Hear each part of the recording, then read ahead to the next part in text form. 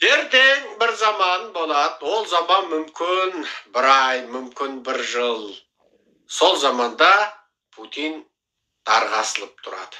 Сол Путин дарға асылып тұрғанда, ал енді алып қояйық 100 грамм қымыз деп айтамыз. Өзіміз ал қазекеңдер бүгінгідей күнде енді ішпегенде таппаймыз, тырнақша ішінде.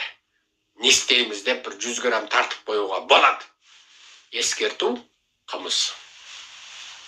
Ал Гага соты туралы айтайық. Енді Гага сотының бұрынғы судьясы сұхбат беріп, бұл сот Ресей жерінде емес, Путин кез келген уақытта шетелге шыққанда атқарылуы мүмкін дейді. Бұлай қарасаң, бұл да бір сигнал. Және бірі. Иран сияқты алпауыт елдің қорғаныс министрін Трамптың кезінде бомбалап өлтірді ме? Өлтірді. Кәдімгідей бомбалап, оның кетіп бара жатқан бүкіл ақпаратын спутникпен бақылап тұрып өлтіріп тастады ма? Өлтіріп тастады. Трамп өлтірді. Иранның.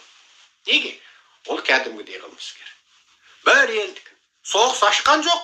Сол соғыстағы әсіре радикал басшыны өлтірді. Ендеше әуе кеңістігіндегі қорғаныс жүйесі нашар Ресейде Кремльді бомбалап тастау мүмкін бе? Әбден мүмкін. Путиннің арнайы пойызы бар.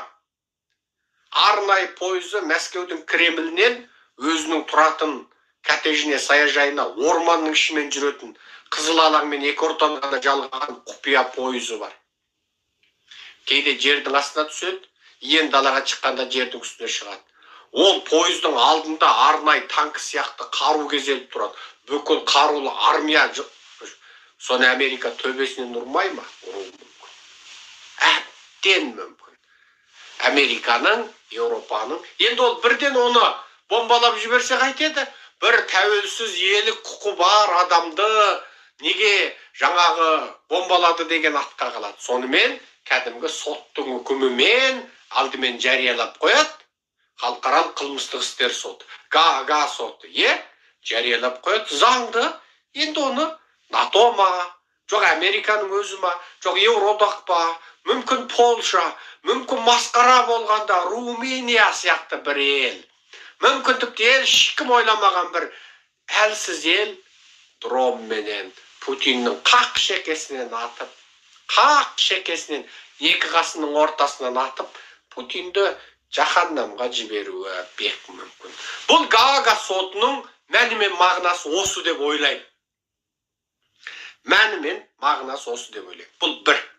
Екіншісі, бұл Гага сотының Путинге іздеу жариялауының артында Қытай басшысы Ши Цзиньпиннің осы келе жатқан аптада, міне бүгін сенбі, бізде сенбінің күндізі, сіздерде сенбінің түні. Алматыда, Қазақстанның әр жерінде уақыт қанша болды жазып жібересіздер.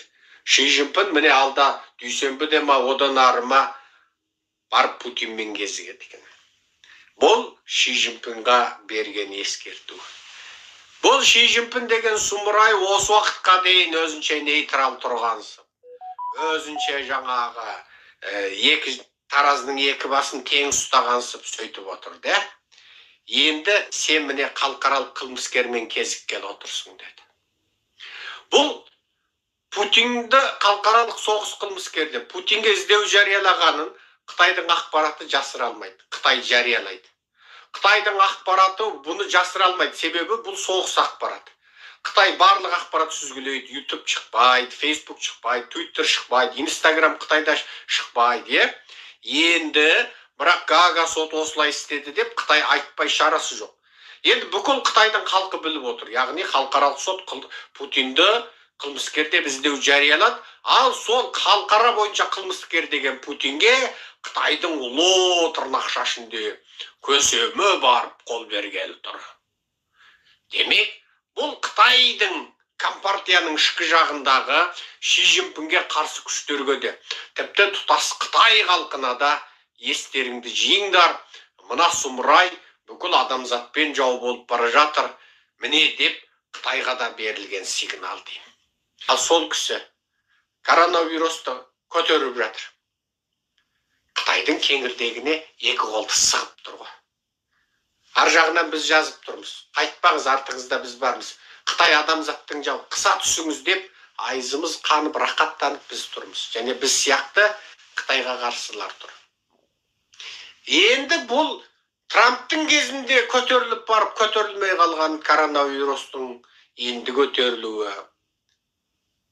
Бұл нені білдіреді? Трамп кезінде тиылған TikTok пен WeChat ашылып кетіп, енді қайтадан тиіп жатқан нені білдіреді? Демек, Америка Ресейдің шамасын әл-ауқатын білді. Ендігі жау Қытай деді. Оны ашық түрде Қытай адамзаттың жауы деді. Оны кім айтты?